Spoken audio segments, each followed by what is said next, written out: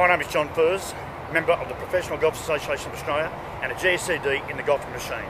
In this section, we're going to be covering the correct impact alignments. We're going to be looking at one with the driver and secondly with the irons, how the club is positioned at address compared to how it is at the impact position when we strike the ball at the moment of truth. At address position, I'm going to position the ball toe side of centre. Now this will mean that if I lift the club head off the ground slightly, because as it's coming into the ball, the club head will be actually off the ground when we strike the ball. If I lift the club up, now it is in the centre of the club face. If I was to hold the club head off the ground and position the ball in the centre of the club face with the club head directly back behind the ball, if I lower the club down from the wrist, it would fall to the toe side of the centre of the club face.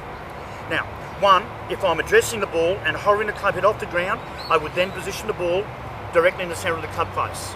But any time we lower the club down, it would be toe side of centre for a non-centre strike.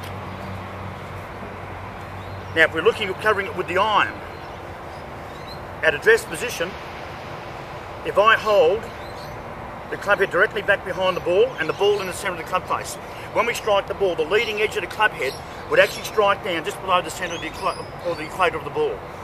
From here, if I have the ball in the centre of the club face and the club directly back behind the ball, if I lift the club head up and put the leading edge at the centre of the ball, I'm going to be striking in the hosel of the club.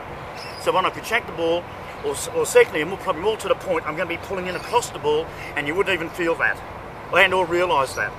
So if I hold the club head off the ground, ball centre of club face, leading edge at the centre of the ball, if I lower that club down from the wrist, this ball is now positioned toe side of centre for an on-centre strike of the sweet spot. Hope this helps. A very critical part of the golf swing. Many golfers don't realise this and don't do it. Thank you very much.